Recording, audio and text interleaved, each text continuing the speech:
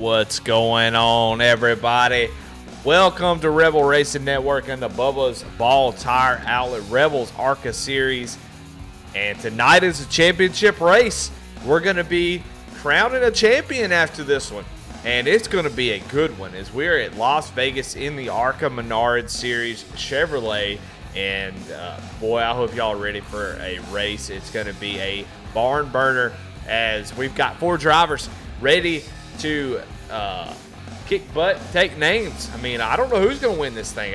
They're all extremely fast, all extremely capable, and can all get it done here in the Rebels Arca Series. And we're going to talk to them a little bit before this race and see how they're feeling, how confident they are, and see if they've got the cojones to get the win tonight and maybe get a championship. I'll tell you what, while we're here, let's take a look at your final 4 drivers here tonight. Starting with Jonathan Cofield in the 58 machine, as he has got 5 wins on the season, average start 8th and average finish 9th. Andy Kurtz in the number 5 with that 1 win, but he is fast and ready to go tonight. Alan Nash in the 27 car, no wins on the season, but he only needs 1 win to win a championship. And Mickey Isaac coming in hot with the National Guard. Mission 22-01 with that 0 win, but like I said, only needs 1 win to get it done.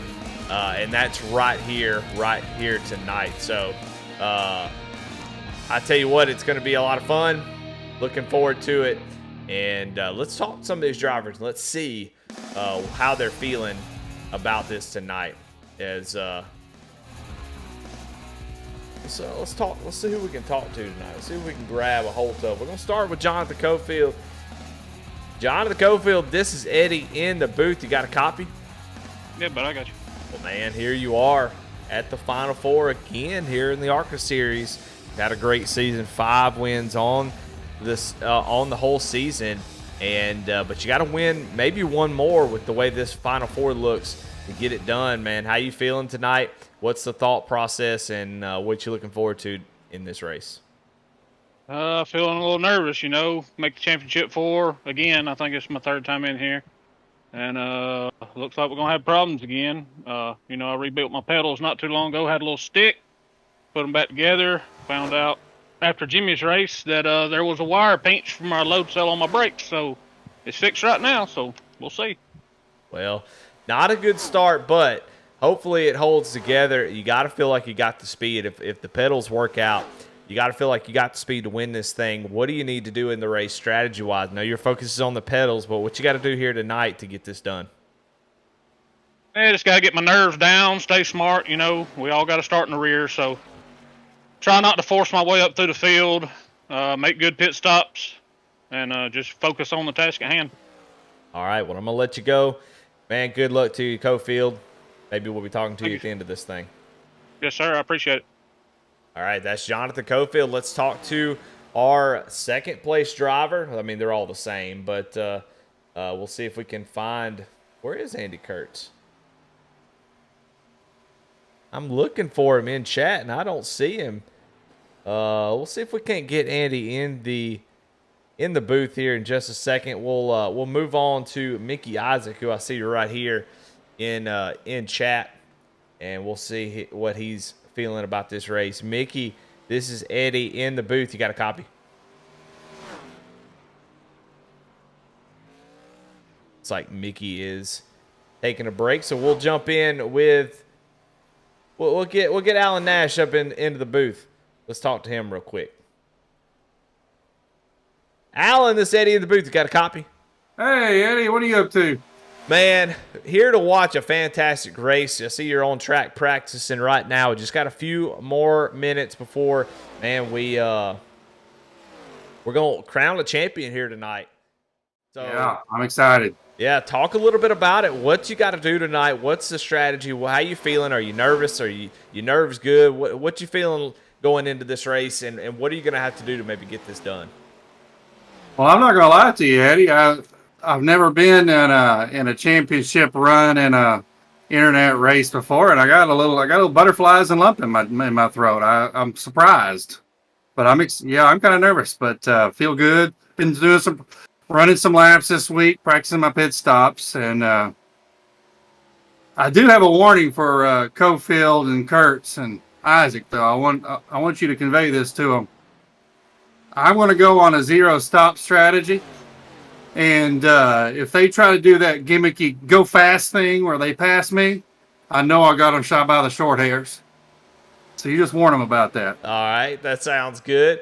Well, some warnings being thrown out. I love to see it. Well, Alan, you look loose, and that's a good thing. You're nervous about this championship race, but you're looking loose and looking like you're you got the right attitude for sure. But I mean, talk about making the Final Four and what that means. I mean, that's got to mean a lot. If you make it into the Final Four, you're a badass driver.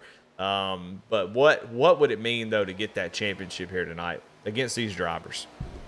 Well, in all seriousness, I mean, I'm ecstatic having got into this league just last season, and actually league racing at all. I feel like it's made me a better driver, a lot better racecraft. But to run with the likes of Cofield and Kurtz and Isaac and Caustic, it's really. I mean, it's just an honor to get to run with these guys, no matter where I finish, and so I'm just pumped. And I know these guys are fast, but racing's more than just speed. It's about some luck and timing and strategy, and so we'll see how it goes. Well, all right. Well, I ain't gonna take any more of your time, man. Good luck tonight, and maybe we'll be talking to you, crowning the champion. All right, thanks, Eddie. Well, all righty. Well, there you have it, Alan Nash. Sounded confident. I got it. It's a completely different feel from both these drivers. I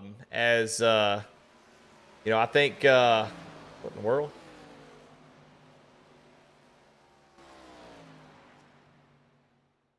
All right, get everything back going. I think it was just different how both those drivers at Cofield dealing with some pedal issues, especially on a championship race. That is very nerve-wracking.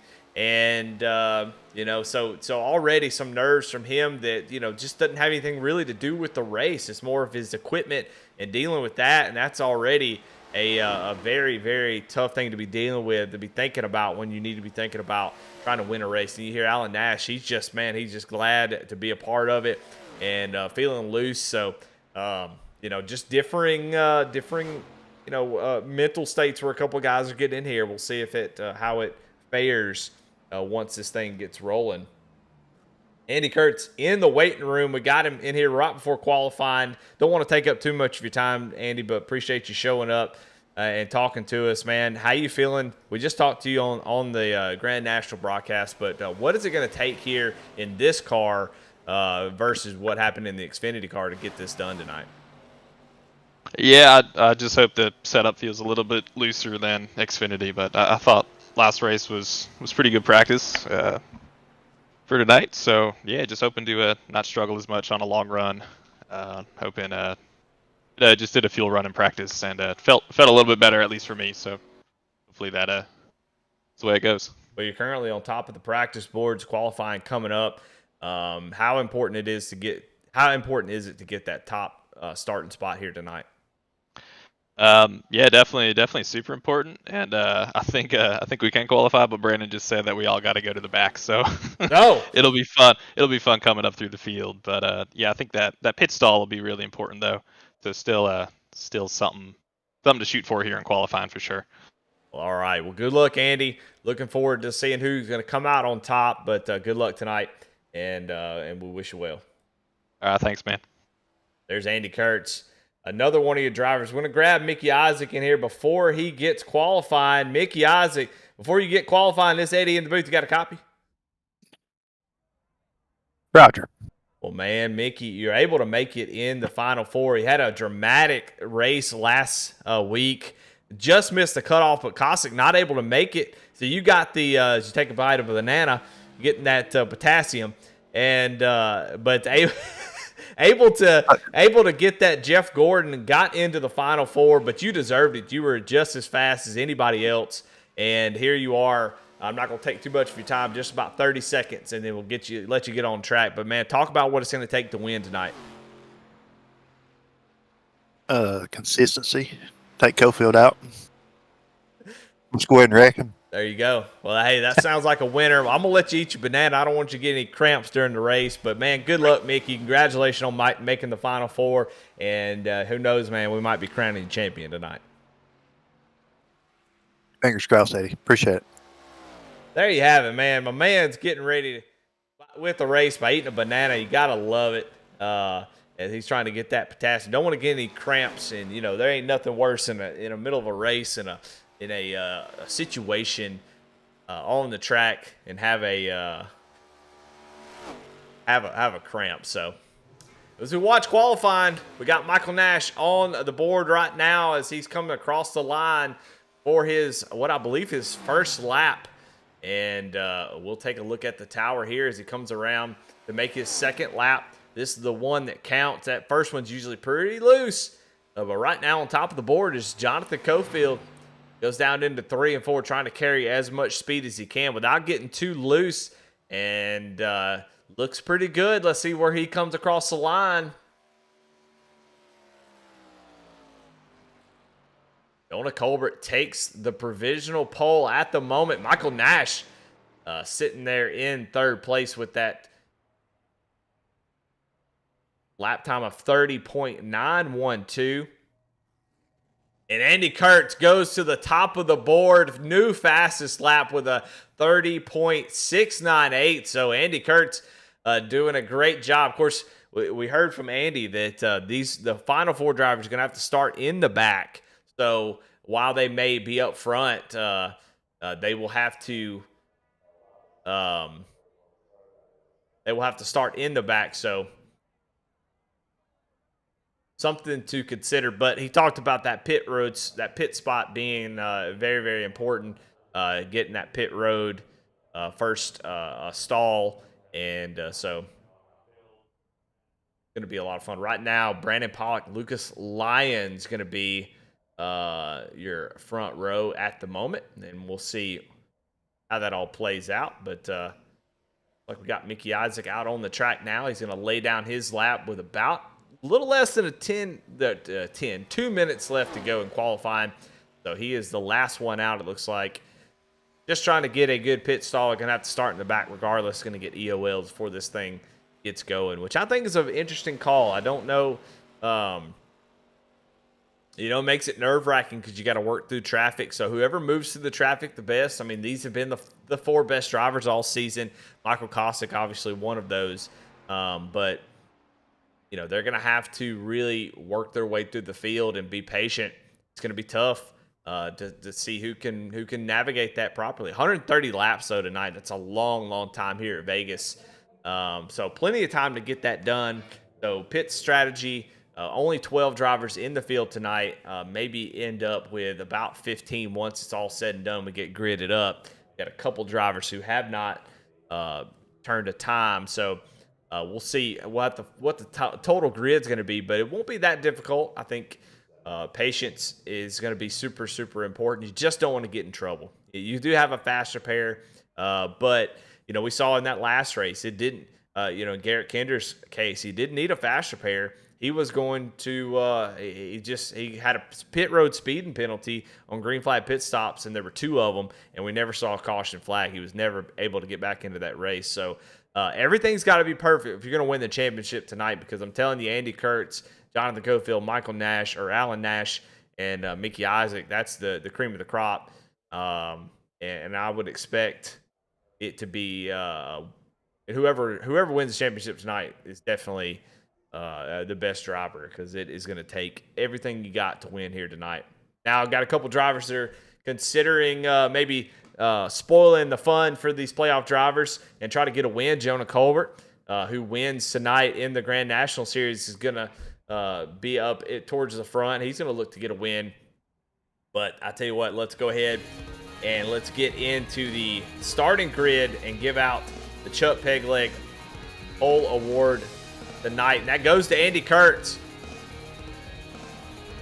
who will have to start in the back, but he does get the pole, so he's going to win the pole award. Brandon Pollock going to start outside the front row as we get into the Jeff Bye Jr. Art starting grid. Starting in row number 2 is Lucas Lyons or Lyons. Depends on how French he is. Jonah Colbert or Colbert, depending on how French he is. Going to start in the second row. Jonathan Cofield going to start in the back, but qualified in the 5th position. And Chuck Pegleg Phelps with that 6th place starting spot. Starting 7th is Mickey Isaac. Michael Nash, 2 of your Final 4 starting side by side, but they will be in the back for sure. Brandon Wallace in that 99, almost threw a Hail Mary late tonight, and almost was able to get the championship in the Grand National, but came up a little bit short. Tyler Rice going to start outside of him. Starting in 11th is Steve McDonald and Davy Jones in the number 10 White Castle Ford Mustang, going to start in 12th. Starting 13th, Chris Reese. And starting 14th is Matt Clement. And that should round out your field, as Philip Monzo did not grid up here tonight. So the field underway. We've got 130 laps at Las Vegas, which should be a blast here tonight. And you see the Championship 4 getting their EOLs going to the back, and they will start in the back, have to work their way to the field. So adding just another element to make this championship just that much more valuable. So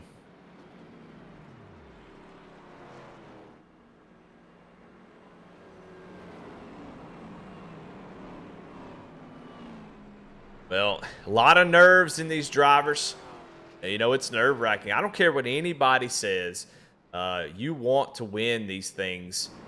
You want to win a championship, have those bragging rights until the next season starts. That is just extremely, extremely important to these guys. There's no point in showing up every week if you're not going to fight for a championship. And if you do happen to make that Final 4, the nerves are definitely going to be there, and these guys are going to be dealing with a lot, trying to avoid any incidents, stay out of trouble, and be there at the end to be able to race for a championship here in Original Rebels. And green flag is out here on the last race of the season, as Brandon Pollock's going to blink out as they cross the line. And they go barreling down into turn number 1. Lucas Lyons going to take the top spot as we are 2 by 2 all the way back. As we see Andy Kurtz already making some moves, having to start in the back, but he is going down to the inside of Chuck Pegleg Phelps and Steve McDonald. Andy Kurtz is not wasting any time as he is going to the front, not afraid to put his car into danger. He's going to go 3 wide down the straightaway as he's taking that 5 machine up to the front. He said he's got to go. And Cofield right behind him. We're going to pay attention to that. Be on the lookout for those P's as we get through this race. That's where the championship is going to be. But right now, Lucas Lyon out front in the 52 Chevrolet, and he is setting sail with about a 6/10 advantage over Brandon Pollock, who is currently blinking out and is getting passed by Jonah Colbert, who is moving that beautiful JC Motorsports, JC Race Graphics 31 machine up into the second position if he can. And here they come. Andy Kurtz wasting no time getting around most of the field as they have just drove through the field, and it is on. Right now, Michael Nash back in the 11th position, not moving as fast as these two. Mickey Isaacs right behind Jonathan Cofield, but Cofield looking to the inside of Brandon Wallace, trying to take over that 5th position. So already starting hot. I mean, track position is just too important. If it goes green to the end, we already saw it in the Grand National race. It made it very difficult to make up time. So if you're Michael Nash back here in the 10th position, you don't have a whole lot of time to waste. You don't want to let those guys get away where you can't make up that time. But saving tire going to be important. We'll see. But right now, nose to tail your championship, and that's for 3rd place. Cofield is there, praying that he doesn't have mechanical issues. You think, well, how could he have? Oh, as Andy Kurtz is going to get a little bit of the apron. That's what you don't want to do. You don't want to have those mistakes. He does a great job of hanging on to it. But he's going to lose that spot and going to be able to squeeze between Cofield and Brandon Wallace. So he's right on the back bumper of that 58 machine. But talking about Cofield, worried about mechanical issues, you think, well, how in the world do they have mechanical issues on a game? Well, his pedals having trouble tonight, pinching a wire on his wheel or on his pedals, and so at any moment those pedals could just. I hope he's not listening to the broadcast because I don't want to say this on the broadcast if he's listening. But at any moment those pedals could just disconnect and he wouldn't have any throttle or brake input. So could be nerve-wracking. You could definitely hear it in his voice as we were talking to him pre-race. Definitely stressed about that. So, but we don't want to see that. We want to see him make it to the end and race it out. He has been heartbroken here in this series.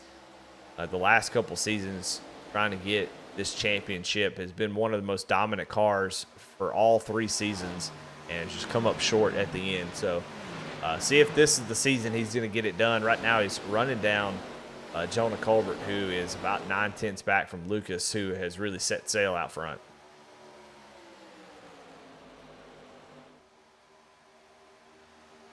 Cofield going down to the inside. Jonah going to drive up to the high side, but that's pretty much going to just give up the spot to Cofield. Just let him go. Andy Kurt's going to try to follow pretty soon.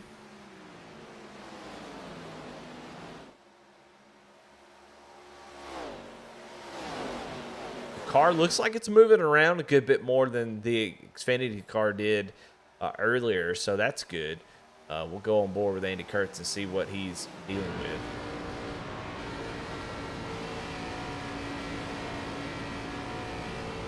Looks like he's got a little bit more throttle play than the Xfinity car had, so that's a good thing. Anytime you can give a driver more throttle to turn the car, that just gives him more control on how he saves his tires, how he pushes the car, all those things. So looks like the car is pretty neutral at the moment. We'll see if it starts to run tight at the end, but the car looks pretty good, and he is trying to keep tabs with that 58 machine after that near miss with the apron.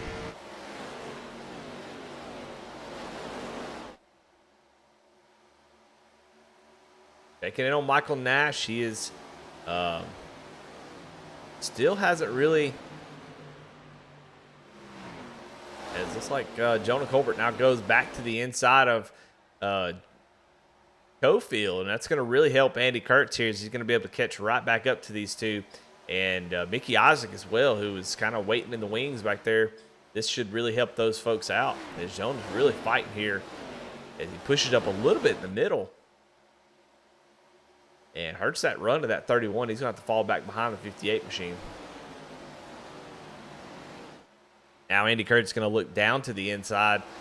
He's making a move as Mickey Isaac gets around Brandon Wallace back here, and that is for the 5th position. So Mickey has made his way up into the top 5.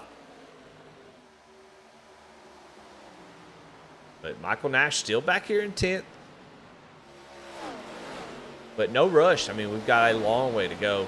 To only lap 12 out of 130. So, I mean, this is an extremely long race. I think it might be longer than a dang truck race. So, this is going to be a long, drawn-out race. It's going to require a lot of patience.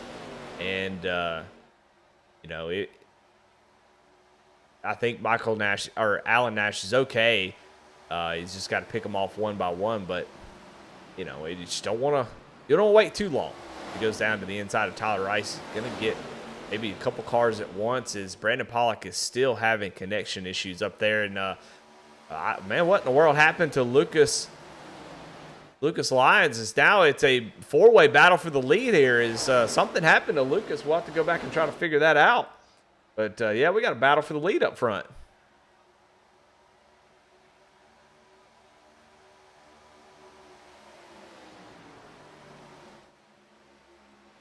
They're side by side, still Jonah and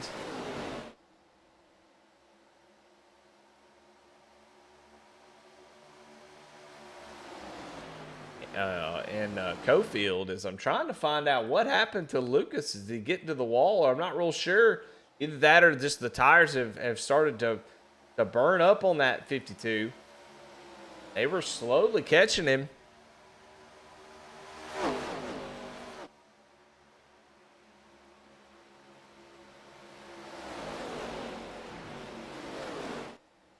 Yeah, I think Lucas may have just burned his tires up early. I think he got up there because I am trying to find an incident that happened, but I don't see any. Looks like Lucas just got his tires a little bit too hot, and these guys were able to run them back down. So Lucas led early, but now is falling all the way back to 4th position, and that gives the lead over to Jonathan Cofield, who is ready to set sail, and Andy Kurtz trying to dispatch Jonah Colbert so he can get up there and keep tracking that 58. You don't want to let the 58 get too far out front. That could spell danger. Michael Nash has moved himself up into the 8th position.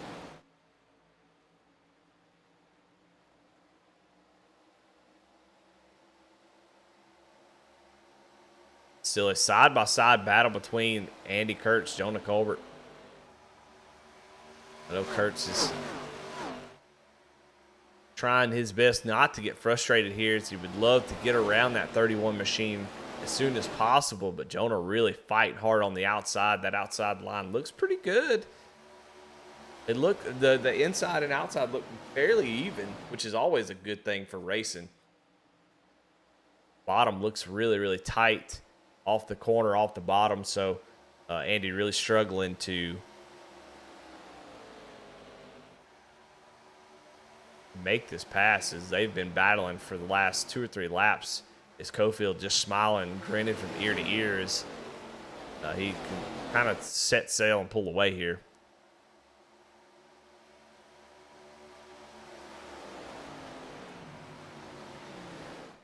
Jonah, not a playoff driver, but showing that he definitely has the talent and speed, and he is just racing his guts out. I know it seems like, well, why don't we just let these playoff drivers go? But, man, that's not what we're here for. We're here to race, man. And I don't think Andy Kurtz would want it any other way.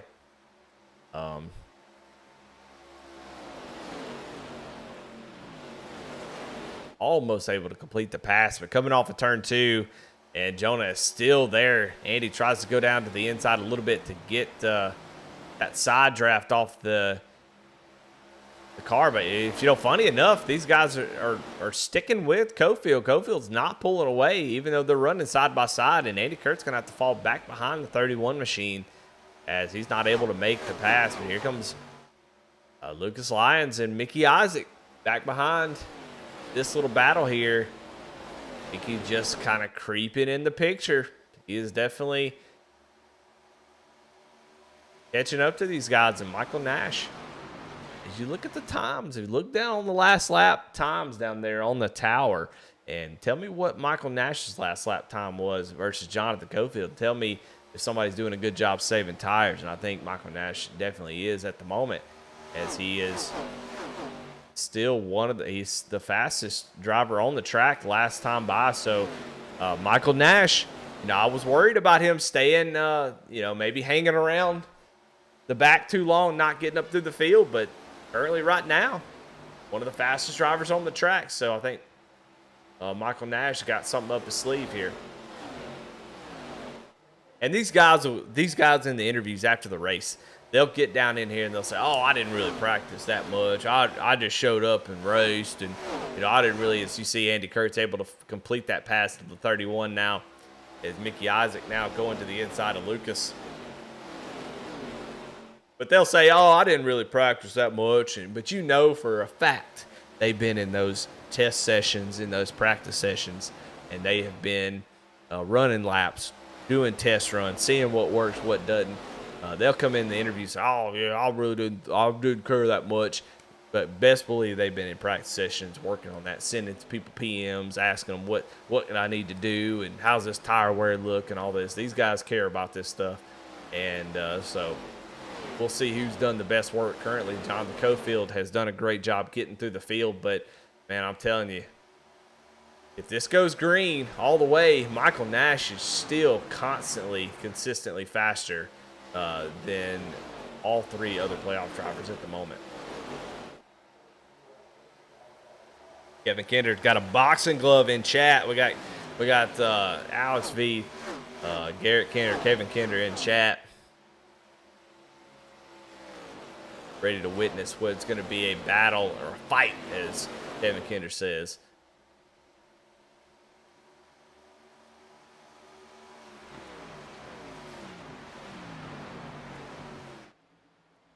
everybody's starting to spread out just a little bit,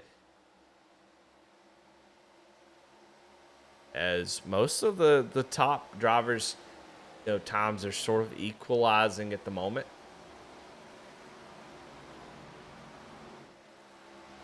See Michael Nash now going to the inside of what was not too long ago the leader of the race in that 52 machine, as he has definitely hurt the tires. So tire wear being a very important factor here tonight. Everybody's best lap around a 31 flat or a high 30.9. But in last lap, Jonathan Cofield ran a 32.6. So almost a little over a second and a half fall off between fresh tires and what is now 26 lap old tires.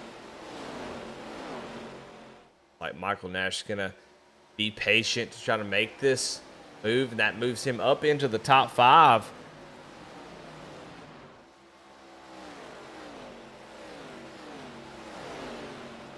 Up front, Andy Kurtz not letting Jonathan Cofield get away. Slowly but surely, last lap is faster this time by, just a tad bit faster.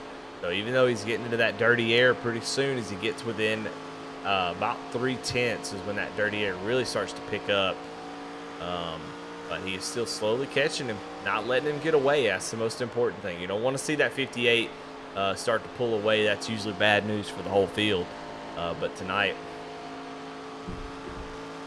it doesn't look to be the case. We heard Andy Kurtz before the race talking about doing a little bit of practice, and so he knows what to expect out of the car. That's why you practice. You want to know what the car is going to do. Maybe get one of your buddies in there and do some practice around dirty air, see what works, how to make passes, what lines to run when. All that stuff matters. All that data is something that you can use.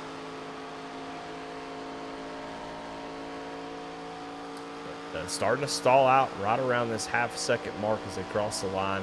Andy Kurtz just a tad bit slower that time, so just keeping him within earshot as we go check in on Michael Nash, who is now starting to close in a little bit on Mickey Isaac.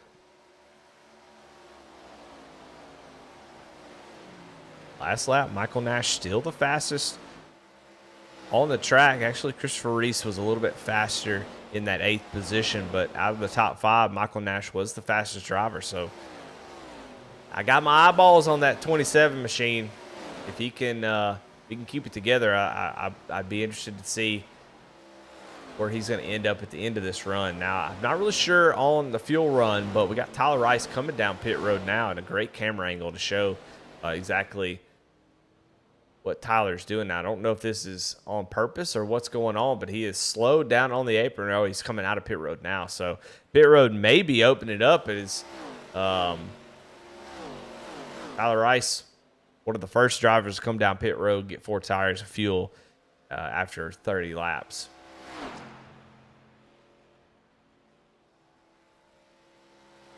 Now, as far as tire set limit in the race, there's 5 sets of tires. So 1 on the car, 4 in the pits. And that's what Tyler Rice is doing, splitting it in 4ths. He's going to take advantage of those tires and try to leapfrog some guys. As here comes David Jones coming down pit road as well. So pit road starting to get busy here. We'll see what the leaders decide to do. Are they going to stay out, try to run it a little bit long? I think if I'm Michael Nash, Mickey Isaac, I'm going to come on down pit road. I showed that I've had pretty good long run speed.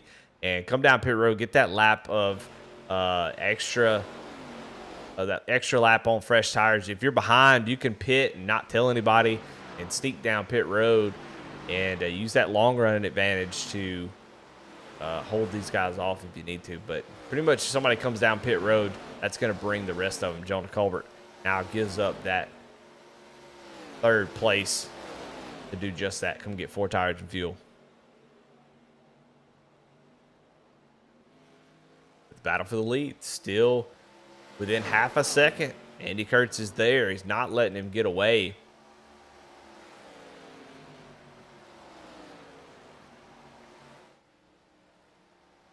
Always a tough thing when you really want got that fresh air. You got that clean air. You want to stay out front. You want to kind of drive away if you can, and you see that guy just slowly catching you. It's the worst feeling. Now, luckily for Cofield, we're at the end of a pit road cycle, so he will be able to come down pit road and get 4 tires and not fall back too much. But I think if Andy were to get out front right now, I think he'd be pulling away.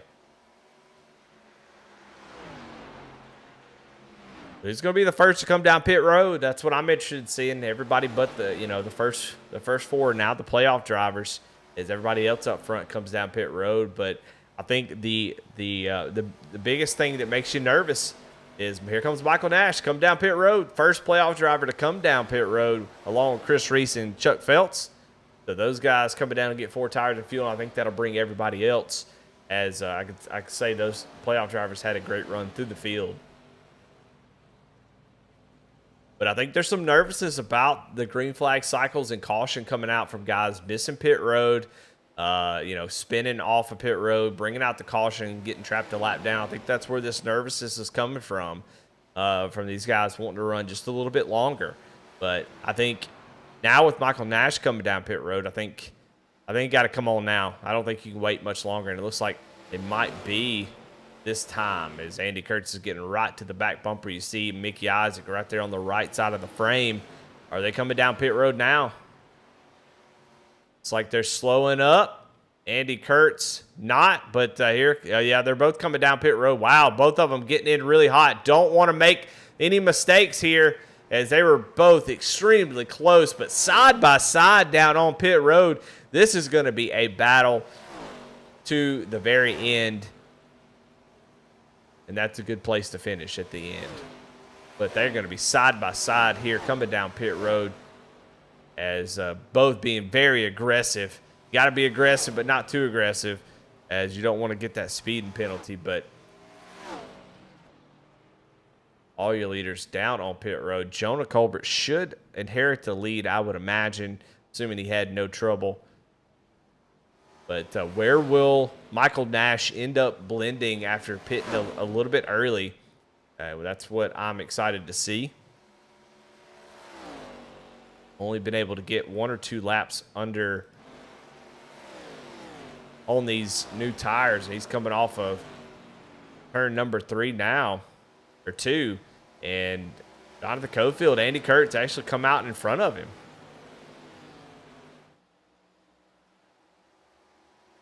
And Andy Kurtz able to leapfrog around the 58, but Michael Nash right behind those two as he's still got a head of steam as they haven't really fully got up to speed yet. And so Michael Nash able to take that 1 lap extra early, and he comes out right behind these guys. Now Mickey Isaac is back down in 10th place. I think most of those guys right around 40 seconds on pit lane. But it looks like Mickey Isaac, 43.8 seconds on pit lane. So just a slower on and off pit road has put Mickey Isaac behind the 8 ball a little bit. But here's Michael Nash right here on the back bumper. This is the battle for the championship right up here as Cofield's going to go to the outside of the 6 of Tyler Rice. That's 4th position. We saw Tyler pit early, and now we're going to go 3 wide here as Andy Kurt's going to go down to the inside. Goes way down to the inside. I don't know if he got loose. He must have, because Michael Nash was able to drive right around him. And so Michael Nash up to, oh my goodness. Oh no. And it looks like Andy Kurtz with a penalty as he's coming back down pit road. That's the only reason he'd be coming back down pit road, is if he had a speeding penalty or a blend line penalty. It'd be one of the two. And I'll see if I can go back and find it for you. But Andy Kurtz, a playoff driver, in massive trouble now, as he is going to be on pit road serving this penalty. As I try to go back and find out what may have happened to him.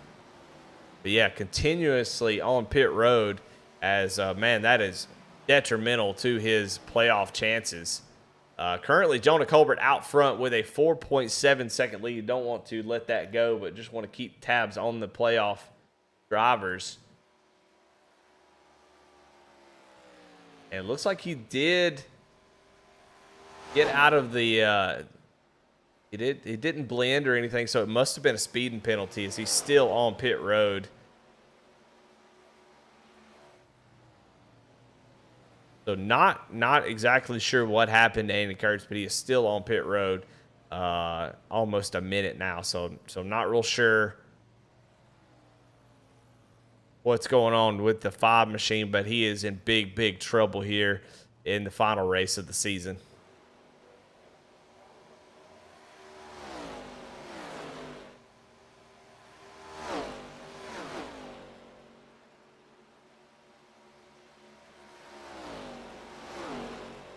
Yeah, still unsure exactly. I've tried to find it multiple times. That's sort of where the as Cofield blinks out for a second, very scary. Completely lost his car on the track. Some scary moments here for these playoff drivers. Andy Kurtz still on pit road, so I have no idea what's going on with the 5. Would love to know. I mean, he's obviously either out of this thing or not real sure what's going on, but he hasn't used the fast spray, so it's not damage related. So the only thing I can think of is he sped coming down pit road, trying to discern that at the moment.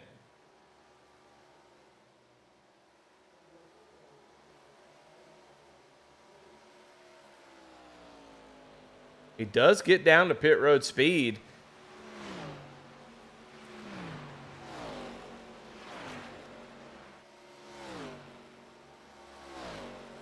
Now he does drop a right side tire on the track, on the banking, coming out of pit road. So I don't know if that was it, as we'll show it here on the picture-in-picture here.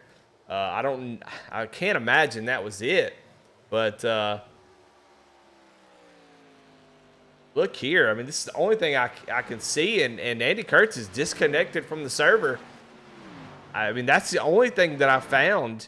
Andy was good on pit road speed, and he goes around and just pulls in pit. So, yeah, I don't know what happened. Kevin Kinder says maybe a bathroom break. I think that could possibly be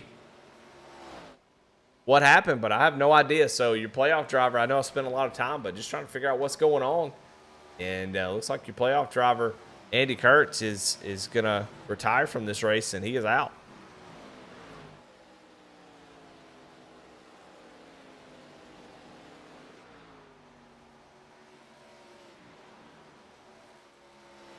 But right now, after 47 laps, we've still got quite a bit to go in this race. Jonah Colbert has a 2.5 second lead over Jonathan Cofield, who now has a little less pressure as Andy Kurtz was all over the back bumper of that 58 machine at the end of that run. But with Andy out of this one, got to be feeling a little bit more confident.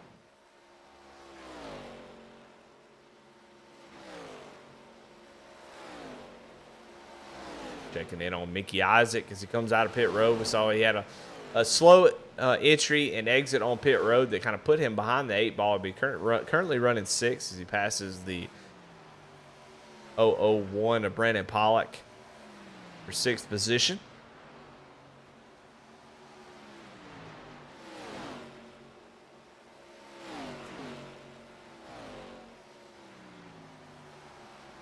He has a lot to do to catch up. He's 5.4 seconds back from Jonathan Cofield. Go on board with Michael Nash. Cofield right out in front of him.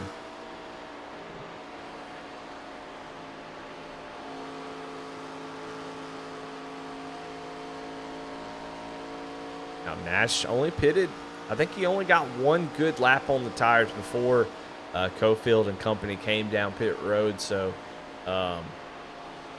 he's really just got to do what he did that first run. This time he doesn't have anybody to pass. He can just run the same type of speed because he was definitely running these guys down a little bit faster at the end of this thing. So Michael Nash had a really great strategy And if he can employ that here, I think he's in really good shape. Only 1.8 seconds back from Jonathan Cofield. So be on the lookout for Nash. I mean, I just like what I'm seeing. Cofield obviously has the track position, but Nash has been a little bit better on older tires.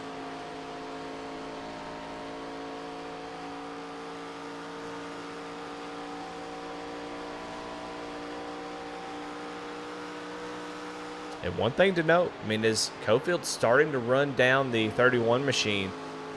Jonah pitted some 4 laps before everybody else. So Cofield gonna probably catch Jonah. And one thing about it, it's gonna really hurt him as he gets to the back bumper and starts to lose that downforce that we've been talking about.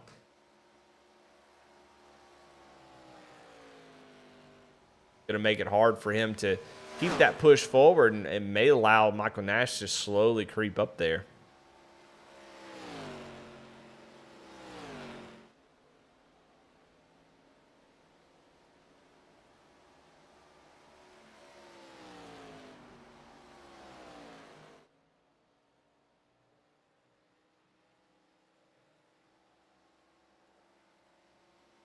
Well, lap 54 of 130, still a long, long way to go.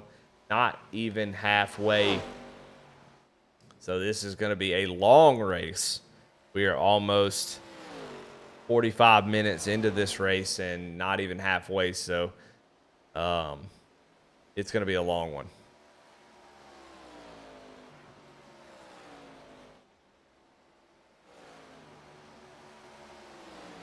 As we go back here and check, battle between Brandon Wallace and Chuck Feltz. Brandon Wallace had a great race in the Grand National Series. In the Final Four, came up a little bit short, but had a really great strategy, made it exciting. And now he's back out here in this Arca car battling with Chuck Feltz.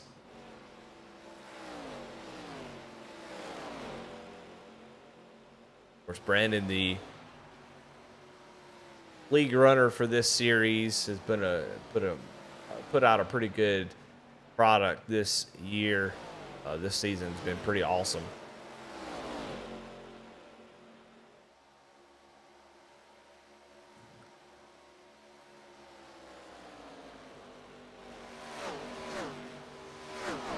Oh man, Motorsports in the chat says that time and a half on the pay.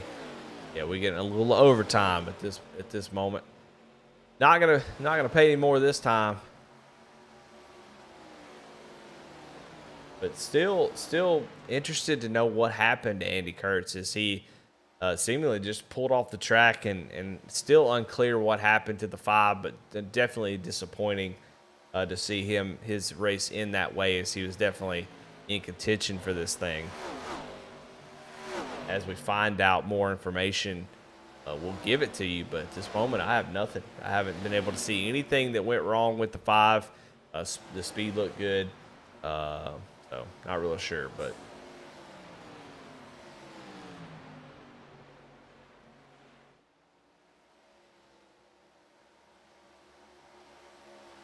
we'll go check out Mickey Isaac, Chris Reese battling side by side.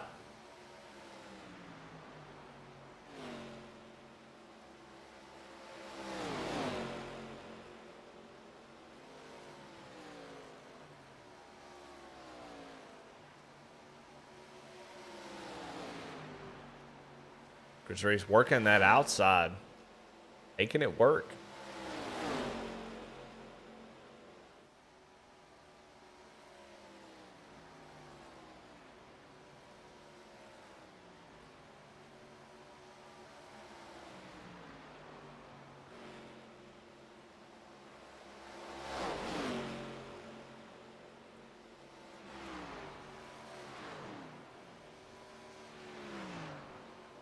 Got Tyler Rice on pit roads. We continue to watch this battle.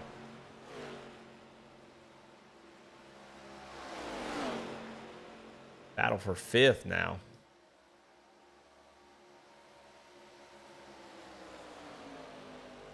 They're still side by side fighting hard. Mickey Isaac doing what he can to keep that car moving forward, not backwards.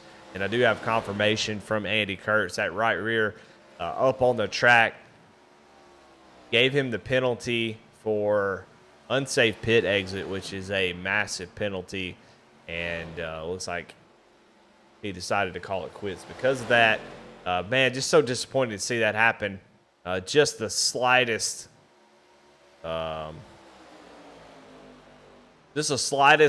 tap on that on the track surface was enough to trigger it.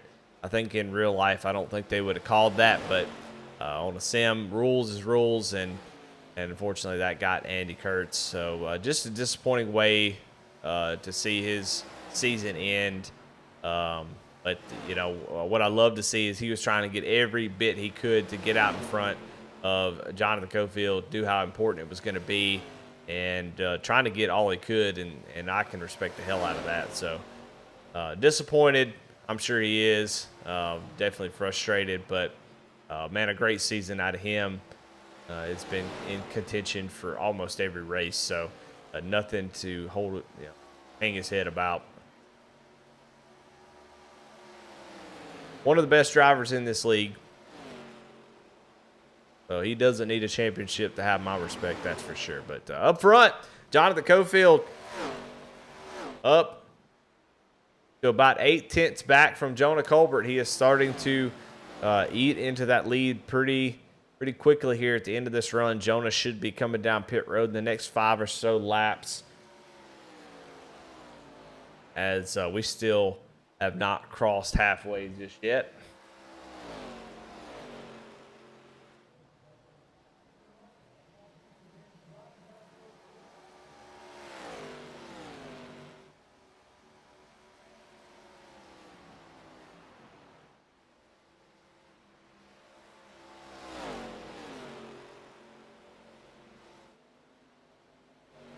'52 of Lucas coming down pit road.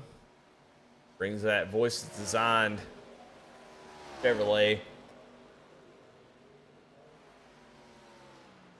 Get 4 tires and fuel and get back out there and try to make up some ground, as he was running right around the 6th, 7th position. Comes down pit road. Expecting to see Jonah come down at any point in time, as I would imagine as Cofield gets to him, either makes a pass or right before I think the 31 will come down pit road. That way he has the tire advantage. So 58 gonna drive down to the inside. Definitely has better tires. Like Jonah's gonna make a hard left turn, try to come down to pit road. Is he gonna be able to get down to speed in time? Boy, that is close. I don't know if he made it. It's got to be close. I think he did. But, man, what a great entry on the pit road. And then here comes Michael Nash coming down pit road to try to make up that extra little bit of ground. So here we go. Pit stop number 2. Still got another one after this, so you got to be perfect. No sliding through your stall. Make sure you hit your marks just right as the camera changes at the worst possible time, as we were watching Mickey Isaac come down pit road. But expect to see Jonathan Cofield down pit road soon. I'm surprised to see him staying out a little bit, as they're going to get at least 1 lap if he doesn't come down this time. They're going to have on fresh tires. So I think the whole field's on notice at this point. Don't drop your right rear down on the apron coming off the pit road, as that will get you. But Cofield stays out another lap. I'm not sure. He was definitely running down Jonah and those guys, but I'm not real sure. I'm not really sure what staying out gains you unless you're hoping for a caution. So if you get a caution, you're a genius. But if you stay out a little bit too long, I don't. You may be giving up a little bit too much. But who am I to question Cofield? Looks like he may be coming in this time. No, stays out on the track again. So I don't know. I don't know what Cofield's doing here, but he's staying out on track, taking advantage of that track position, hoping for maybe a caution. A caution would basically, I mean, at this point, I think a caution would dang near give him the championship. So maybe worth the gamble. He's definitely been the fastest early and fastest on the long run.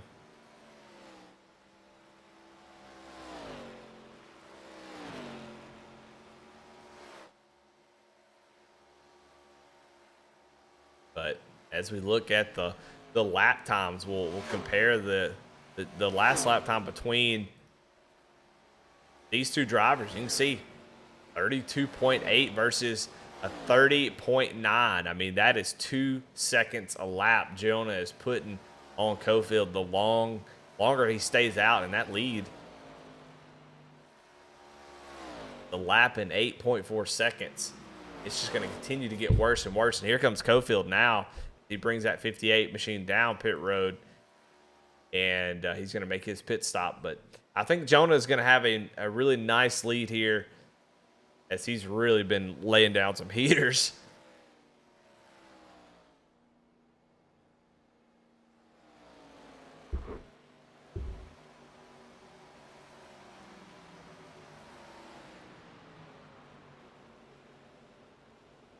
Well, that gives the lead over to Brandon Wallace, who's staying out. No surprise there, as he's going to run this thing as long as he possibly can. Jonah is back on the lead lap along with Lucas, Michael Nash, and Mickey Isaac. But yeah, I'm interested to see where all this plays out once all the pit stops are done. Steve McDonald was the last one that wasn't Brandon Wallace. So Brandon Wallace, the last driver that has yet to pit.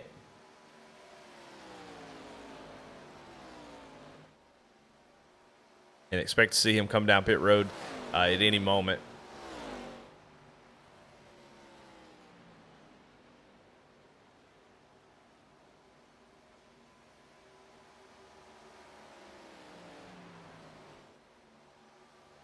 As it looks like Brandon Wallace is coming down pit road, gives up the lead.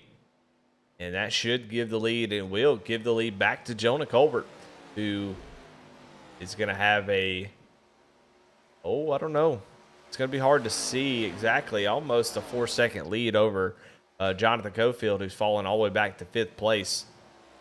And he's got the freshest tires for sure because he stayed out the longest. But, we're going to see how that's going to play out. Cofield's going to have, 3.4 seconds. Cofield is back from Jonah. That's a lot to make up.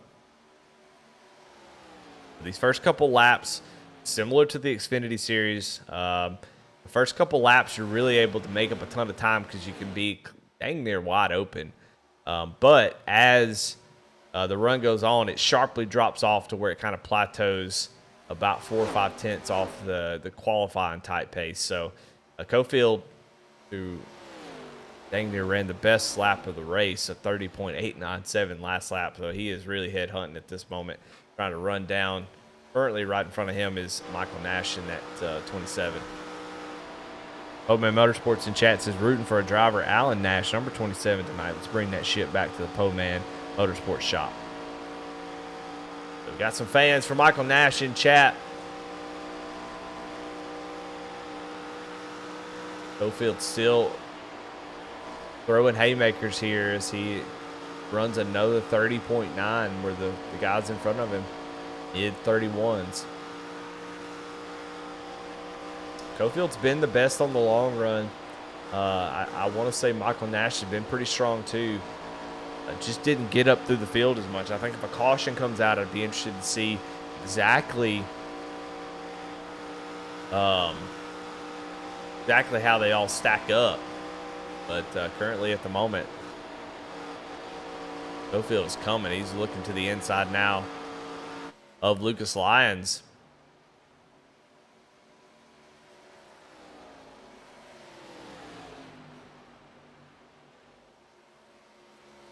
As, man, Cofield through the middle of the corner is just so much faster than these drivers here. I don't think Michael Nash is going to have much for him. So, definitely felt like staying out was a tough call, but obviously Cofield knows exactly what he's doing as he's able to drive right back around Michael Nash. Now, it may not have been a strategy to go up and win the race, which he still is going to do. He's catching Jonah really quickly. He may have been doing his strategy based off of Michael Nash and the playoff guys. So not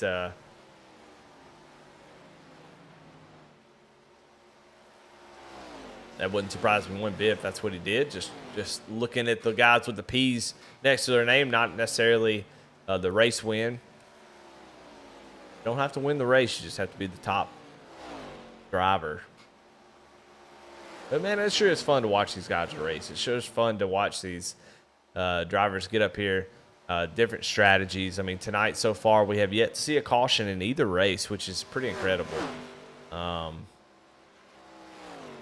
Which is really good for this race because it's to be a really long race if we had a bunch of cautions. Yeah, it just shows the caliber of drivers, especially as you get down to the end of the seasons. The playoff drivers are just some of the best. And right now, Jonathan Cofield is got the momentum that he needs. I don't think Jonah's going to have enough. Those 5-lap pressure tires make all the difference in the world. So Cofield reassumes the lead and the championship. And Michael Nash, the only one close at 1.9 seconds back. So people going to have to dig down deep. It looks like Cofield, since Andy Kurtz got that penalty, that was pretty much it. Kurtz was seemingly the only one that could keep up with him, which is really disappointing, again, because I would have loved to see that play out. But, I think without a caution, Cofield looks to be in really, really good shape. Now, he can short pit now. He can pit and force these other guys to come down pit road. He's got so much power in this situation. Of course, a caution could ruin it. But, if he comes down, let's say around lap 100, that's pretty much going to pull everybody else in. They'll have to. If you don't come down pit road, you have no shot. And he can also stay out. He can stay out. I think the winning move is just to stay out as long as you can. And as soon as you see Michael Nash or even Mickey Isaac come down pit road, then you come on down yourself and take that dub, because it looks like the likelihood of a caution is just so unlikely.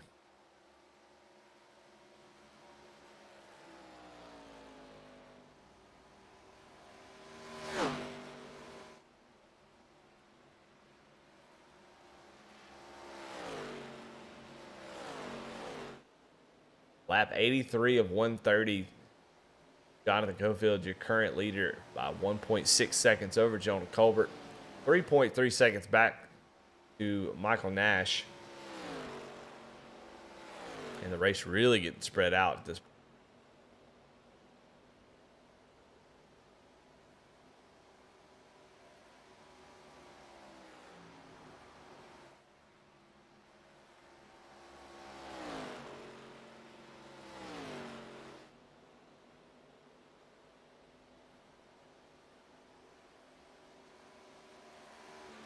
Well, while we got this little extra time, I want to take time to thank our sponsors that have been around all season long throughout all the Rebel series. I want to thank Bubba's Ball Tire Outlet. I'm sure Brandon put up his own money versus also his time and effort to put this series together. So I want to thank him for doing that. I want to also thank Jeff by Junior Art for sponsoring Whole League's starting grid versus the best paint of the night.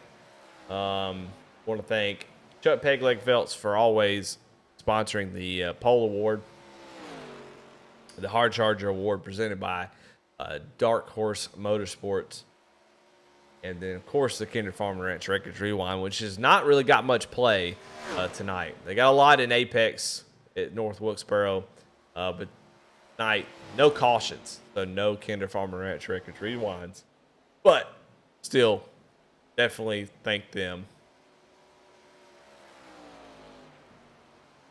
always for their support every season.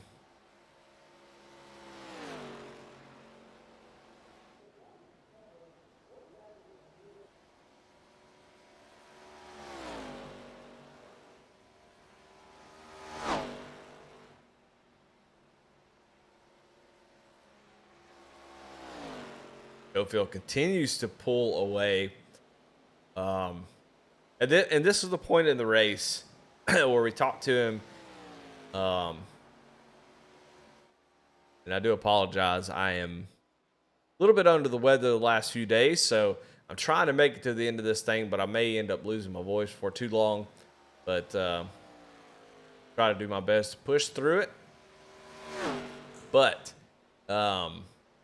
Cofield talked a little bit about before the race that he was worried about his pedals. This is where, in a real race car, you start to feel every vibration. You start to feel you're pulling away, and you feel like you're in good shape. But all the things that can go wrong are what popping up in your head. So while he looks comfortable, he's thinking about who's going to bring out the caution. There's going to be a caution that's going to come out. You hear your teammates in there. Oh, I'm gonna race the hell out of this guy, and you're like, no, don't do that. Just let him go. Or you hear one of your teammates go, if he does that again, I'm gonna put him in the wall, and you're like, no, don't put him in the wall. I'm leading this thing, and so you're sitting there trying to keep your teammates calm, and then you're worried about, if your internet's gonna hold up, you start to worry about it. Are my pedals gonna hold out? With that pinch wire, things that just you kind of psych yourself up at the beginning of the race, and this is the time you have all this extra time to think about it. And so while you're in here racing, you're trying to hit your marks, but you're also thinking, man, I'm so close to a championship. I've got everything I need. I've done everything right to this point. What is going to go wrong that's going to take this away from me? And I think that's pretty natural. I think that's something that just happens. So it's not easy being the 58 right now, as like I said, all those things could be going through his head, especially if he's listening to the broadcast, because I'm telling him all the things that could go wrong in his race. So hopefully he's not listening. But so far so good, as he is almost out to a 4-second lead, as he's still putting down the fastest laps on the track.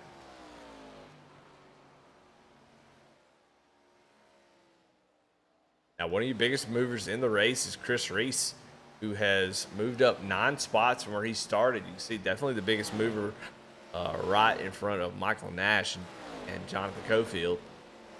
But Chris Reese didn't quite make it, didn't have a good race in the Grand National Series, came home 4th in that championship hunt.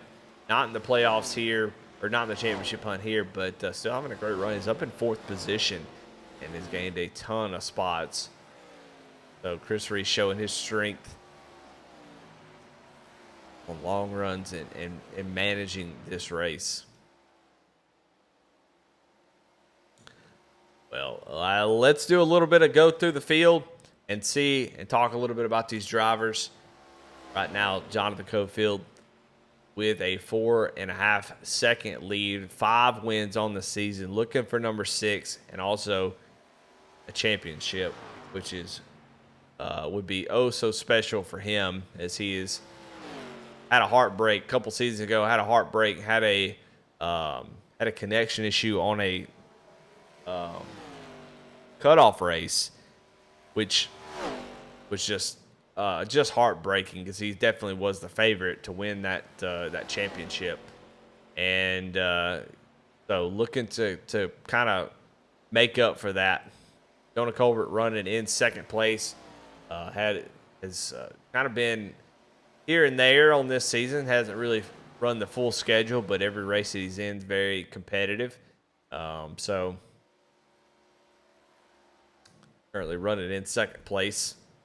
Going to need a caution or a mistake from the 58 to really be able to do anything with him. Right behind him, Michael Nash, Alan Nash, with a fantastic season. Currently runs 3rd, is 2nd in the playoff standings of the Final 4. And just needs some help. He's going to need a little bit of extra, he's going to need some luck, need a caution, something to go wrong with that 58 machine to make up that time. He can try pitting a little bit early, but we saw that didn't work out that great. We talked about Chris Reese. We'll talk about Lucas. Started on the pole, or sort of the pole, as the Final 4 had to go to the back. Got out front early, but burnt those tires up, and has been trying to play catch up ever since. Currently running in the top 5, but Mickey Isaac starting to breathe down his neck. Mickey Isaac, playoff driver who drove up through the field with Andy, and Cofield just hasn't been able to maintain. I think he had a tough pit stop both times on pit road, just a little bit slower than everybody, and that kind of started kind of put him behind the 8 ball, and just no cautions, hadn't been able to get caught back up. Brandon Pollock saw him with some connection issues, started up front, slowly falling back. He's sort of the one driver that's fallen back the most, 5 spots, but still holding on to that 7th place position. Steve McDonald, a playoff driver in the Grand National Series, came home what I believe was 2nd in the standings, but having a great run here, up 3 spots, running in 8th as Jonah Colbert comes down pit road. Brandon Wallace in that 99, slowly but surely staying inside that top 10. Chuck Feltz in the 75, having himself a good run. A little co-anchor in the Grand National Series. 8th that we didn't do that sooner. We had a great time calling races the last half of that season. So looking forward to see what Chuck can do in the booth. I think he offers some pretty good insight, some good knowledge, and he's trying to apply it here as he's running in the 8th position. Just needs a little bit of extra, maybe a caution to get caught back up as pit stops are going on right now. But let's talk about Matt Clement, who is running in that 8th position. He's a big mover at the moment as he is passing some guys on pit road for sure, but he started at the back and has kind of slowly but surely kept himself into this battle. That No Neck Fast Repairs 19 machine has been pretty stout, looks pretty clean. That's always a good sign as he is now up in the 6th position after these guys have pitted. Tyler Rice, saw him pit early. One of the first guys to come down pit road. He's already made his 3rd pit stop, but he is back here in 12th. Davy Jones bringing up the rear of the field in that White Castle number 10. Hasn't really been able to do too much tonight, but always a great supporter. Love having Davy around as he is part of Flexible Freight Solutions. It always gives really good post-race shows. The pit road is wide open here. You see Jonathan Cofield coming down to make his, what should be his final stop. And, he misses his pit stop. He's going forward. He's back. What's going on with the 58 machine is he is back and forth in pit road. That is a ton of time he lost on pit road. Nerves getting to him as he was unable to get into his stall. And it took him forever to start to service that machine.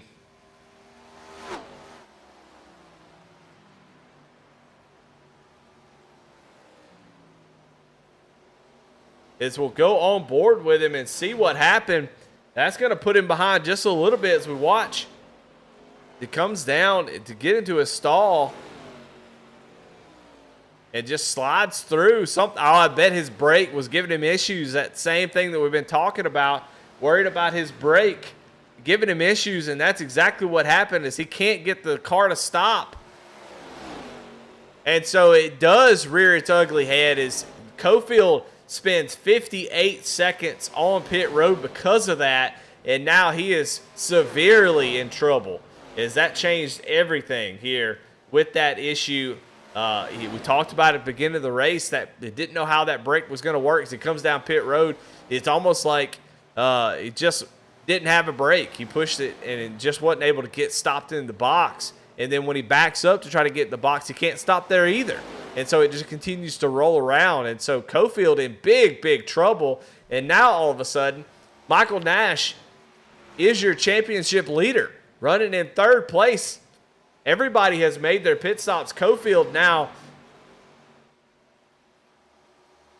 16.7 seconds off the lead, Jonah Colbert.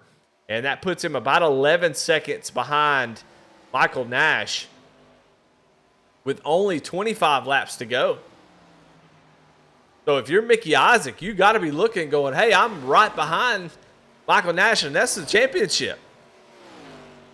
So, I mean, look, no disrespect to anybody, But I think coming into this race, if Cofield running the fastest lap of the race, if Cofield wasn't your pick to win the championship, then you were picking Andy Kurtz. And no disrespect to the other two, they've just been the best too. I mean, Mickey Isaac, Michael Nash had 0 wins on the season, where Jonathan Cofield has 5 and Andy Kurtz has 1, and they have been the strongest 2 cars. So it's no surprise that those 2 would be the 2 you would pick. And here they are, Michael Nash and Mickey Isaac are going to be battling out for the championship, and currently Michael Nash has it.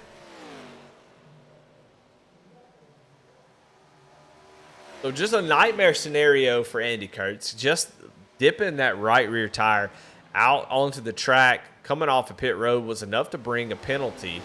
And then brake issues for the 58 machine. Now, he's definitely not out of it. Cofield, I mean, he is running some sure enough laps. So if you're Michael Nash, you can't breathe at all, because Cofield, I mean, if you give him any kind of encouragement, some pressure like that, I mean, he's going to be focused in on the end of this race. So if you're Michael Nash, you can't just take a breather. But man, 10 seconds is going to be hard to make up here. He's really going to need a caution, I think. But I mean, right now he's running about 0.3 faster than Michael Nash, and I just don't think that's going to be enough. Michael Nash, the fastest out of him and Mickey. So Mickey's starting to fall back just a little bit. He's about 2.5 seconds back from Allen. I keep calling him Michael because that's what's on the screen, but I think he wants to be called Allen Nash. But we'll go back and forth. You know, Allen Nash, Michael Nash, it's the same person. But go checking in on Cofield. He's currently in the 7th position, 13.3 seconds off the lead. That's about 9 seconds back, and I'll give you the comparison between the 2 playoff drivers. You see, 9 seconds separate them two. 20 laps. Cofield's going to have to put down the best 20 laps he's ever put down on a track to get this thing done. I mean, just another heartbreak for Jonathan Cofield.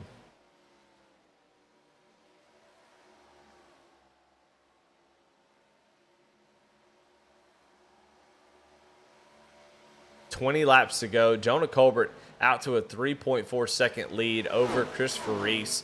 But right now, we're going to keep tabs on this, and we'll keep this up on the screen so you can keep see how that's going to play out.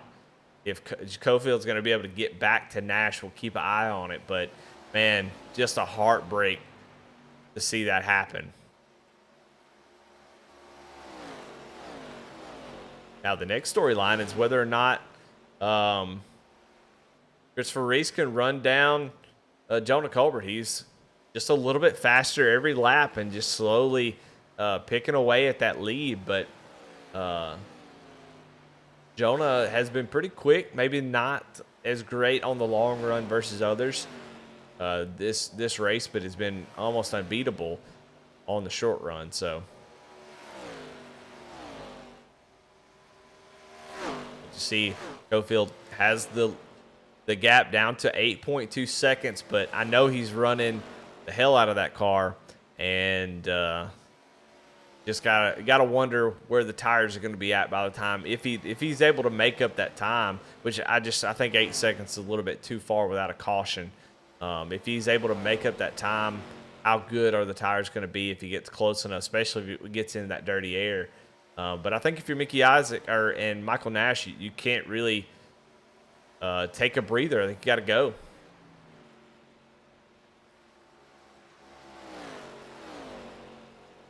Still improving. Cofield is, but Jonah Colbert has started to pull back away as Chris Reese did not have a good lap that time by, and Jonah able to extend that lead back out to 3.3 seconds. We don't have that many laps to go. 18 laps to go here in the Arca series to crown your champion of the Arca. Rebels, Arca, Bubba, Ball Tire, Warren's driver training, whatever we're calling it. Got so many names and maybe too many sometimes, but one of the best series in Rebels. Definitely one of the best oval cars that's in the service. Just a blast to drive.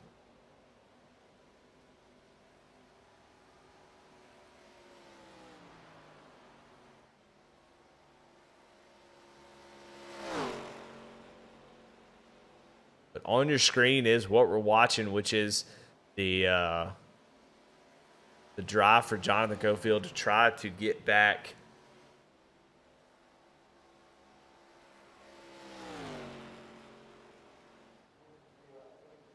towards the front, but it just looks like he's going to run out of time. He's putting in a valiant effort, but you're starting to see those last lap times start to get closer and closer together as Cofield is doing everything he can, but unfortunately, I just don't think he's got enough time to get there, but we'll see what happens. Michael Nash has got to have a perfect race. Currently, he is battling with Chris Reese here for second place.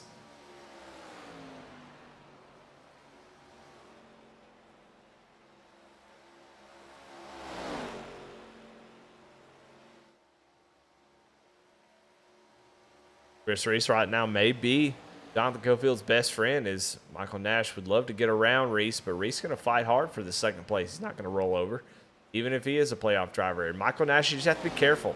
You just don't want to put yourself in a spot where you get loose, you get sideways, have to save it, lose a ton of time. You don't want to do that. You want to be patient, keep your car clean. If you can get around him, fine. If you can't, just do the best you can. And he's going to slide up a little bit. Not quite clear, but he does clear him off the corner and able to take over that second place. What a great job by him to complete that pass. He didn't want to spend too much time. Is now the interval's down to almost 6 seconds.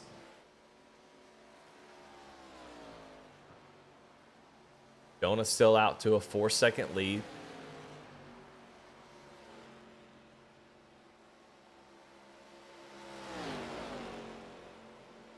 Gotta say, I'm impressed with Cofield. I think Michael Nash has been plenty fast all night long, but Cofield really turned up the heat here, making up almost 4 seconds at this point. But looking at the lap times, I think the tires are just gone in that 58. I think he's done all he can do, and I think a caution is the only thing that's going to save him here, as Michael Nash has got nothing but clear track out front, and really nothing is... no lap cars or anything to get in his way. So, but man, 2 so far. I don't hate I don't want to get a broadcaster curse or anything, but so far tonight, no cautions in any of the races. Just fantastic racing by everybody. I don't think anybody's even got loose or spun. No sail spins that didn't bring out cautions. It's been all really good racing. So. Vegas putting on a pretty dang good show, as it looks like we are coming down to take in to go here pretty soon.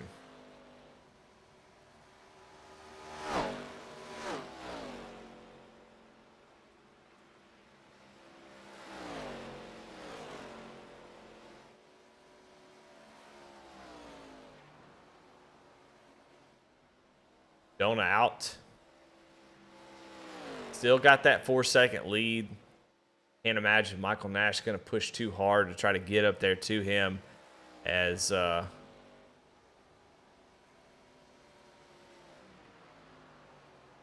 just had a good race weathering the storm. Cofield, Andy Kurtz sort of ran him down on that first run, but stuck with it, able to keep his car clean, have a good clean race on and off pit road all 3 times, and finds himself out front by a 3.6 second lead with coming to 8 laps to go.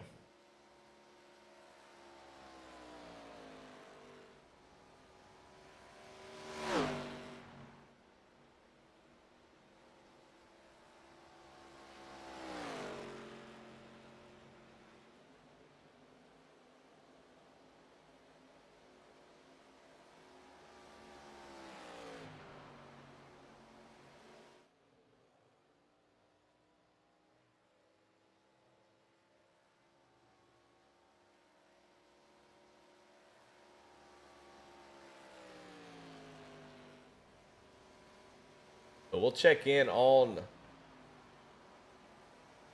Michael Nash as we see how calm he looks. Hopefully he's not listening to the broadcast, and see what it looks like when you've got 7 laps to go and you've got the opportunity to win a championship as Jonathan Cofield goes past Lucas Lyons for 5th position. So Cofield able to make his way back up to 5th, but still a long way to go to get to Michael Nash, who is starting to close in a little bit on Jonah Colbert, but looks calm and collected. But you know the nerves are getting to him, as I can't imagine what that's like, sitting there knowing you got a championship right in front of you. You're sitting there praying, no caution. At first you were like, I want a caution. And then Cofield had trouble on pit road. Now you're like, no caution. No, we don't want one. Want it to go green to the end. So many nerves. You just, like I said before with Cofield, and it came to fruition for Cofield, is you're just sitting there wondering what could go wrong, what is going to happen. I just want to get to the end of this thing. It'll be the longest 5 to 10 laps of your life as you try to get around this track and hope that no caution comes out and nothing happens to on your end. So, I mean, just insane race to have both Andy Kurtz and Jonathan Cofield have trouble in this race that basically took them out of championship contention. Cofield obviously not out completely, but unless there's a caution, there's nothing he can do at this point. It's in the Lord's hands. So, and Andy Kurtz, I mean, I just, it's heartbreak. I hate to harp on it. I'm sure if he's watching, he'd wish I'd shut up about it. But just a heartbreak for that penalty to take you out of the thing. I think that I mean, I think, yeah, I don't know.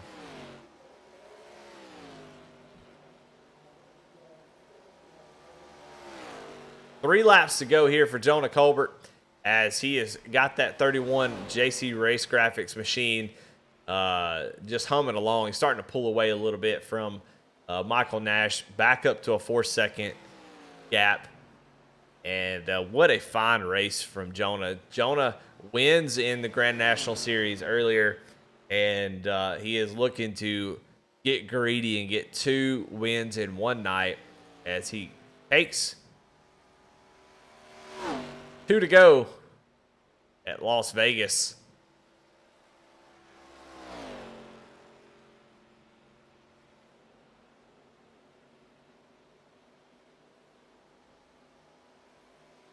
Maybe a tale of what could have been had he, not missed as many races as he did, going through some job changes and stuff. And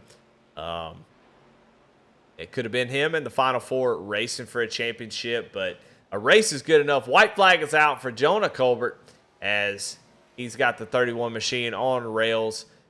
4 seconds back is the nearest driver, and he can pretty much coast to the end of this thing at this point. Down the backstretch he goes into turn 3 and 4 for the last time, and for the last time in the Arca series. Jonah Colbert coming out of turn 3 and 4, and he will take the checkered flag and win here in Vegas. And right behind him, your champion here in the Arca series, Alan Nash, as he takes the championship and will take that 27 Winn-Dixie car to the front stretch victory lane, and he will celebrate with an Arca championship. Congratulations, Michael Nash. That is a way to win it for sure, as was questioning whether or not he was going to be able to get up there. He was slower to get up through the field, having to start in the back with the rest of the Final Four, but kept at it and was able to come home and win the championship. Congratulations to Michael Nash. And maybe he'll go down here, burn it down with Jonah Colbert, and they will. Chris Freese comes home in 3rd place. Mickey Isaac comes home in 4th, and definitely I don't know. I think if I'm going to give out a hard luck award winner, it's got to go to Jonathan Cofield, not because Andy Kurtz wasn't bad luck, but Andy Kurtz sort of self-inflicted, I guess. Just putting that right rear up on the track just a little bit was enough to gain that penalty.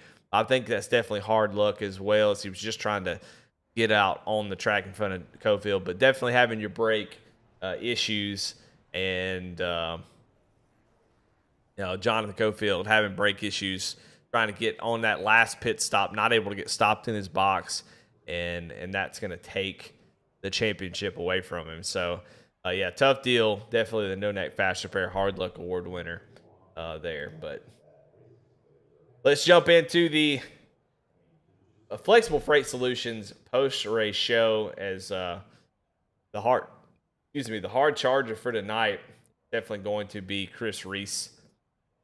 Made up 10 spots, so congratulations to him, Dark Horse Motorsports Hard Charger Award winner. And let's jump into the post-race show. And let's talk to our winner, Jonah Colbert.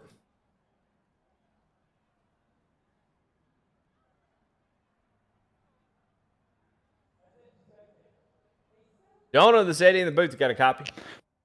Hi, feller. Well, feller, man, a good race out of you. That early part of the run, you kind of you got out front, and then seemed like Cofield and company were able to run you down, but you kept at it, and you came out there with that lead, and never really looked back there on that last run, man. Just 2 wins in a row, 2 wins in one night. Didn't know somebody can be so greedy, but here we are in Vegas, and it's sort of the land of greed. So, well, you fit right in. So, congratulations, man, on that win. How'd that race go for you? How'd you get it done? Man, I what them boys at the shop got that dang old JC Race Graphics number 31 Ford Mustang tuned up slick. Yeah, Andy Kurtz and Cofield kind of gave me that one on a platter. I don't know. I think Kurtz sped on pit road. I don't know what happened to Cofield. He must have had a pit issue as well, because he was leading by like 4 seconds, and I came out of the pits, and he was behind me by like 12 seconds. So, yeah, I guess pit road was biting some people tonight. I got Kender in the previous race too. Yeah, I don't know. I don't feel like I was faster than those two. So I just kind of was trying to figure the track out. I definitely overdrove it the first 2 runs, or the second run for sure, because Cofield ran me down like a bat out of hell, just blew my doors off. So then that last run, I was just kind of by myself. I don't know. It was just cruise control from that point. So, yeah. Well, yeah, I don't really have much to say. I mean, it was just kind of your own. Alan Nash was starting to run you down a little bit at the end, and then started to fall back off as you kind of picked up the speed. So a long race. Talk a little about how long that was. I mean, 3 pit stops. That's not something we normally see. How difficult it is, especially when it goes green flag all the way. How difficult is it to get down on pit road 3 times and have really good pit stops, not make any mistakes, and run 130 laps at Vegas? Man, it felt like a cup race. That was long. I mean, you kind of said it. It's tricky getting off pit road because, a lot of tracks, the pit road entry is right there off the track, and you have to get down the speed real quick, where this one's kind of deceptive. You think you have to slow down, and then you realize, hey, I got to speed back up. And so I felt like I was being too conservative. In that last pit stop, I tried to send it in there real hot, and I was still way too slow. And I don't know. I don't know how people were speeding, because I couldn't figure out how to go faster there. So maybe that was the key. Well, congratulations on your second win of the night. Very, very good night for you. Go celebrate and enjoy this win, man. Who you got to thank? Shout out to Nash for winning that championship. Brandon Wallace for putting this series together. Obviously, Rebels Racing Network does a fantastic job week in, week out. Can't wait to go back and watch this. Yeah, that's about it. All right. Well, there's your race winner tonight. But let's bring in the man of the hour. Michael Nash comes home with the championship and with a second place finish. Man, congratulations, Alan. You got me. Yeah. Hey, how are you guys? Man, doing great, but not as good as you, man. Come home with the championship. And I know what you're going to say, but you're wrong. Sometimes you got to be perfect, and you got to do things just right, and everything's got to go your way. And you're able to be where you need to be, not make any mistakes, and there at the end, able just to hold off and get that championship. First off, congratulations. Definitely well deserved. Talk a little bit about your race and how you were able to get it done.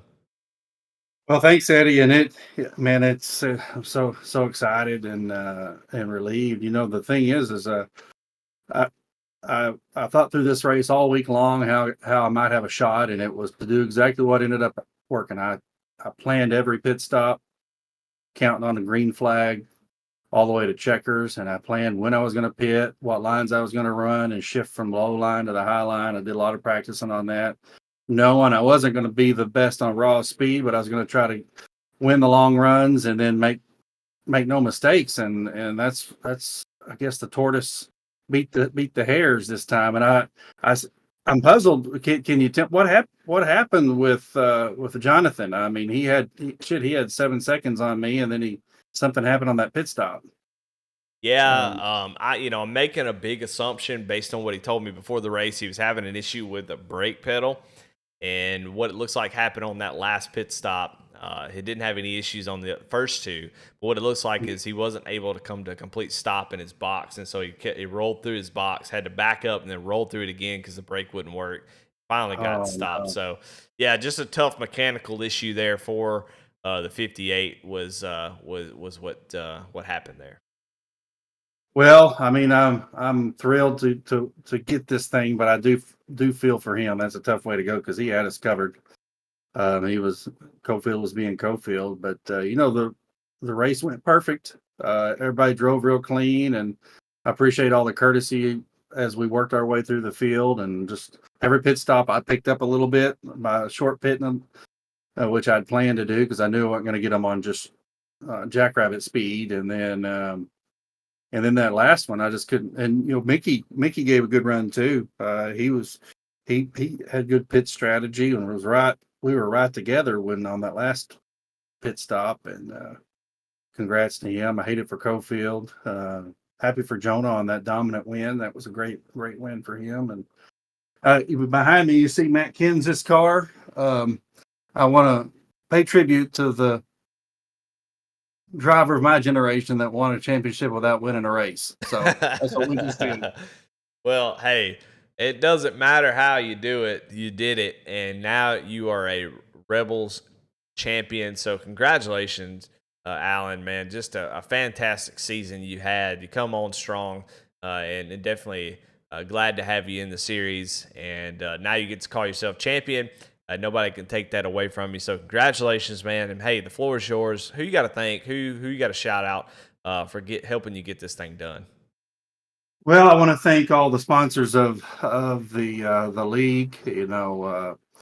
Kinder Farm and Ranch, of course, Bubba Wallace for all the great work he does in here. I'm looking for my list. I want to read, but I'll tell you, as I look for that, I want to thank Chuck Phelps. He's been my number one cheerleader throughout these playoffs, and he buzzed me earlier today and said, "You're going to go win that thing. I guarantee it." And it happened. And he cheered me on those last 25 laps when I looked up and Cofield was gaining on me even from his disaster. And Chuck, all the guys at Po-Man, Aaron Adcock, Kyle Roberts, all those guys have been such great teammates and cheerleaders. And and I thank you for the great broadcast in the booth. This is a great league, and I really enjoy it. So thanks. Well, there you have it, everybody. There is your Rebels Arca Series champion. Give me a one in the webcam there. Dude, like you doing a hat dance. There you go. That's what I'm talking about. Congratulations. Yeah. Oh, get out of here with that. All right. Alan Nash, your champion. Congratulations as he takes home the second place, but the championship here in the Arca Series. And he's definitely going to be celebrating tonight. But we still have one more interview to do, and that is for Christopher Reese, who comes home in third. We always got to talk to the third place finisher. Chris, this Eddie in the booth, got a copy? Loud and clear, Eddie. How you doing tonight? Man, I am doing good. It was just a crazy race, crazy couple races. No cautions here tonight. Love that. And you were able to come home with a third place finish. Talk about your race, man. How'd it go? Yeah, it went about how I expected. I figured with the few cars we had, I mean, we had competitive cars, but we didn't have a lot of them. That once we spread out a little bit, it was going to end up going green, and that's basically exactly how it happened. Most of my night wound up being I'd pit 2 or 3 laps after everyone, fall behind all the guys who pit before me because tires made 2 seconds a lap difference, and then have to slowly work my way back up. And finally, on our last pit stop, when I saw Nashville off, I was like, I'm going too, and here I came. Well, man, a great race. Come home third. Just a great season and a good race here in this Arca series. So congratulations on your third place finish. Who you got to thank tonight? Refab Inc., WR1 Sim Chassis, Bubba's Bald Tire Outlet, Kinder Farm and Ranch, Flexible Brake Solutions, Dark Horse Motorsports, Nodex Fast Repair, Chuck the Man, Peg Leg Felts, of course you in the booth like always for all the work you do up there and putting us on a great broadcast. Well, there you have it, Chris Reese with the third place, and man, that's going to do it. Just an incredible season. It's been awesome from top to bottom, and I want to thank all of our sponsors again. Just a big, just a great series. Put on a really good show, and tonight no different. 130 laps, all green flag racing. Just a hell of a season, hell of a group, and just a lot of fun. Just hate it for a couple drivers that had issues tonight. 2 of the playoff drivers, Andy Kurtz and Jonathan Cofield. Not going to talk to any playoff drivers that didn't win. I know they were sort of disappointed. So we won't badger them with any silly questions. But man, just congratulations to Michael Nash yet again. Definitely well deserved. All 4 of those drivers, if they would have won the championship, deserved it. And just glad to kind of put a cap on this season with a great win by a great driver. So yeah, do want to thank all y'all for watching. Hope y'all really enjoyed. I've enjoyed this season. Another Rebel season in the books. We got 3 or 4 more races left in Rebel trucks, and can't wait to see how that's going to play out. But this will be the last Friday for a while, so really enjoyed it. We'll see how it goes next season, but definitely just a blast. So thank everybody for watching, and hey, we'll see Sunday night. It won't be me, it'll be Alex running the show Sunday night for the trucks.